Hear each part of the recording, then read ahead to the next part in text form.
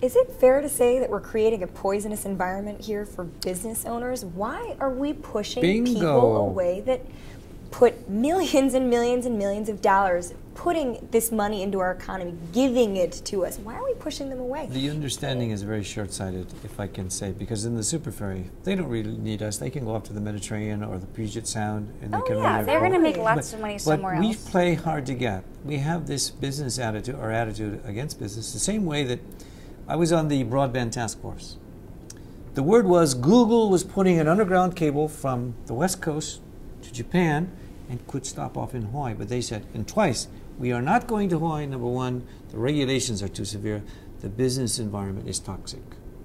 We are not open for business in a business-friendly way. Now, with the administration, this is the I've big heard that boys. from a number of companies, not just Google. But these are the big, the guys who run the internet in terms of search engine, Google. If Google won't come, and basically they could go anywhere they want, if they won't come to Hawaii, how are these other smaller, it's small peanuts, this super ferry compared to Google. But it sends out a message to the rest of the guys who want to invest in Hawaii. You come, you're going to go on our terms and only our terms. We got to keep unique and special, but we also have to know that 85% of the jobs come from the private sector. Government can't hire everybody, and we've got to have, and they think because we're Republicans, we're fighting for business, we're fighting for rich people. That is such a false claim. It seems like a very simple... It's the economy. It's the structure of the situation. You don't have businesses, you don't have jobs. Simple as that. Exactly. It's a very simple understanding, and I don't know why it's not transparent with other legislators. You tax businesses, you hurt the little person that gets hired by the business. You're not going to, the owner of the company isn't going to take a cut. He's not going to take a loss. He's going to fire the employee that he can't hire anymore, that he can't afford to hire. And he'll do the job himself, just to keep his level of income for his own family. And he's not going to be investing anymore in expanding the business or adding another business that would add more jobs. And people seem to forget that. So why do we have this misperception? Why is this constant misperception that the Republican Party is the party of the rich and the Democrat Party is the party for the poor? This is very confusing to me because the Democrat Party majority members won't even hear tax relief for the people that are hurting the most in this economy. They won't even hear bills like tax relief on food and having a tax holiday and repealing taxes on medicine and medical services. Why is this constant perception killing the Republican Party? Sarah, images die hard. The images of the old Republican and what is the reality of today. The 6 of us in the House of Representatives, maybe people don't know that there are 6 Republicans in the House of Representatives. 5 of them are women. You are looking at 100% of the Republican male in the House of Representatives. In the Senate, of which there are 25 members, we have 2. That is not exactly a controlling interest, whether it's a family, a corporation, or a legislature. But the reality was the Republicans, during the times of the Big Five, the plantations, basically did a few things that were not appropriately inclusive. And the image and the reputation by which they've generated, we are now trying to straighten out, both in terms of our policies, our ethnic mix, our sense of what is doing the right thing for the people of Hawaii, and a way of comporting ourselves for the future in the global economy, of which now Hawaii is a big player with 7 million people coming every year to our shore. So it's the rejiggering of imagery, but there's a lot of social, cultural, and historical things that still get in the way and still kind of put a lens on, if you will. Like some people now are probably having a lens by which they see everything that has the Republican attached to it, versus what are some of the realities, face the problems that we have and get the job done.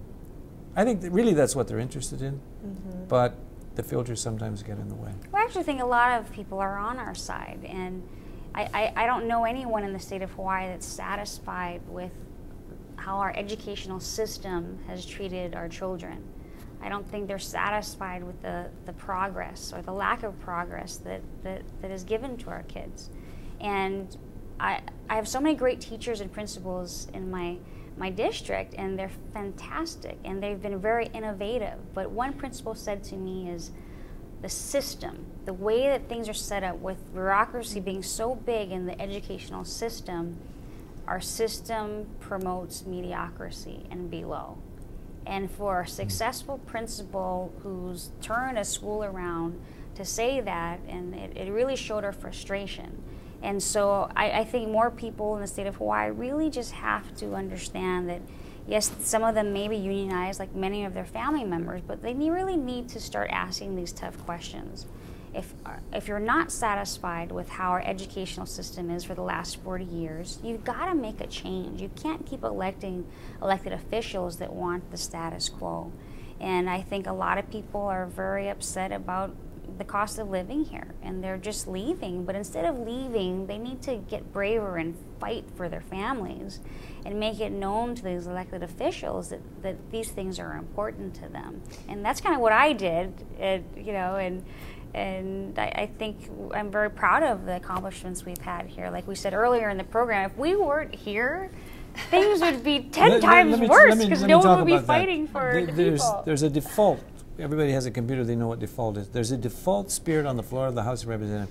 Shut your mouth, do your vote, and get off and get on with it. In the committee hearings, the same way. And that's where, when we do speak up, it's like, oh, I didn't know that about the issue, and then others will come out. But unless, generally speaking, and people should hear this, and just generally speaking, unless a Republican brings up the issue, it doesn't get discussed. I call this the marketplace of ideas, of which no one is bartering unless there's somebody who throws out the issues. And I think that's the role, the invaluable role that we have been playing.